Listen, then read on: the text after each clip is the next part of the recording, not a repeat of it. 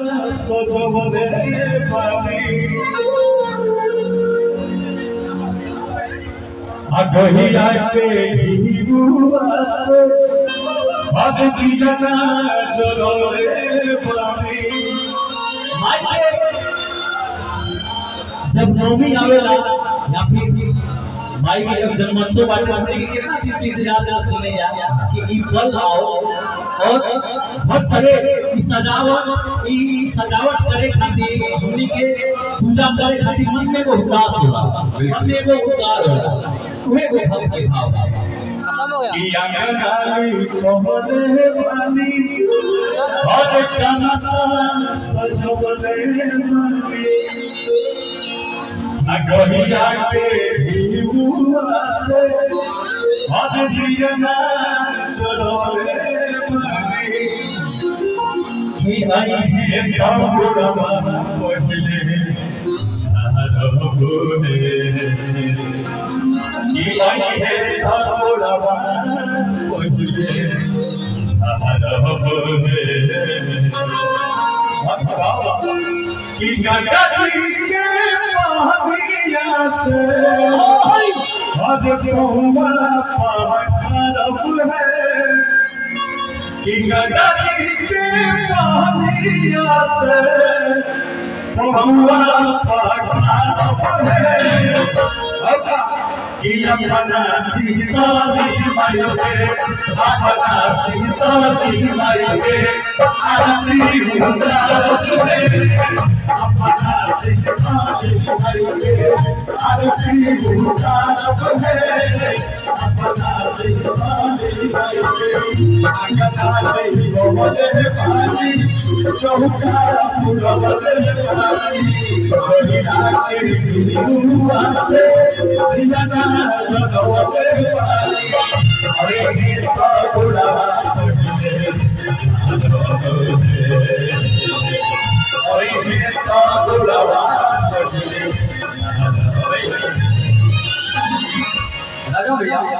भक्ति में तेरी बहुत बनेगा बिल्कुल। तो हम चाहते हैं लोग एक बार हम कहने से तने जयकार लगवाओ तो दूर एक बार कहने से जयकार लगवाओ। देख भाई जब कहने से ज्यादा आवाज आवता है माइक से माता रानी के नाम ज्यादा लोग से के दिखाई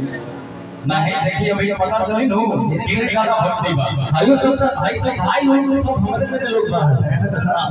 तो सामने आ जाएगा छोटे बड़ा आते हमारे तरफ है एक सब मत बोलिएगा छोटे बाबा आ जाएंगे हमारे तरफ कोई दिक्कत नहीं है समय बोल पाएंगे हां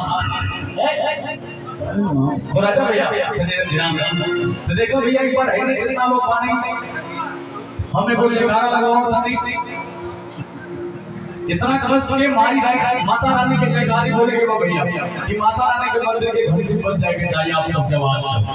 प्रेम से बोली विंध्यवासिनी भवानी की जय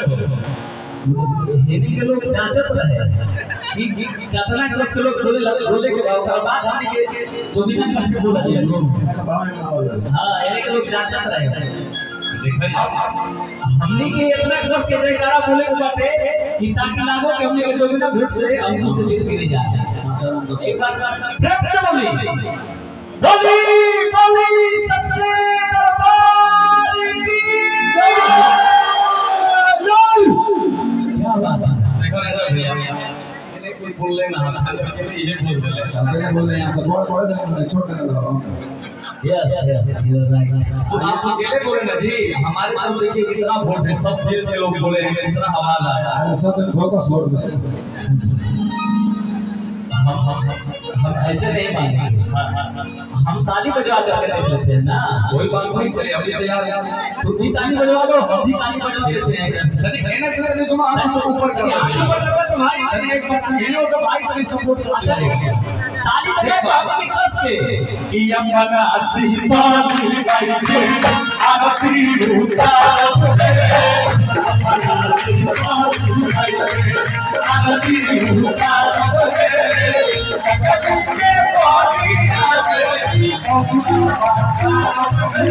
के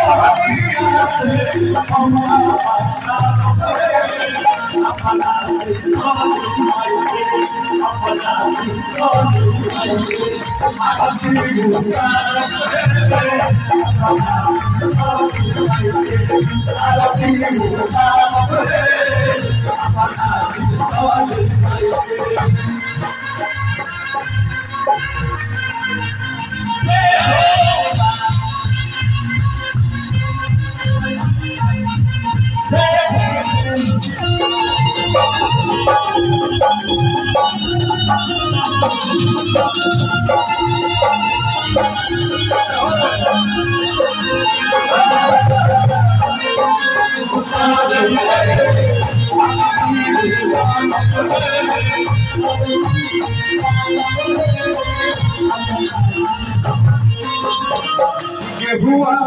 सोने सखिया सोने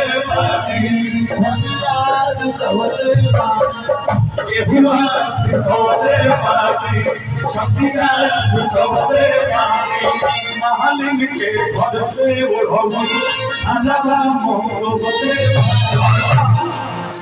मैया कैया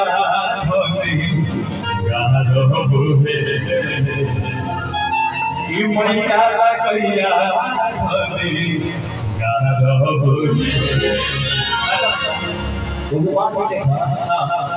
हमने के गाँव का लिया ना जब तू बहुत तरह लोग लगा के बंद हो गया हर माता जी गाड़ी लगातार बजा होता है और ऊंचा माता जी हमला करने वाला गाँव को बनाओ बजाओ तो क्या बाबा गाँव को बनाओ बजाओ तो गाँव को बनाओ बजाओ क्या बात है ना खाली सुना एक मिनट रुक ताली बजाओगे पहला हो तो लोग आते को हम बहुत हमारा दोस्त लोग वैसे ही ताली बजाएगा ठीक है हम क्या भैया लोग जब आप गावे स्टार्ट करते हो उसे ताली बजावे लगे कि अपना सही ताली पाई के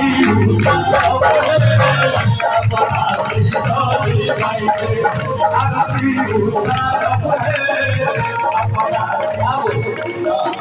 हम तो हेने हो गए क्या हो ताली बिना मांग के बजाओ तो कहा हमारा पहले करो हमारा अभी तक लोग ताली बजाते हैं अपना सीता दी मई के आरती उतार कोहे राजा भैया देखो हमारा देने के लोग जो आशीर्वाद देना ना एक आशीर्वाद को देखते हुए एगो और गीत प्रस्तुत कर रहा है राजा भैया हरे की बधाई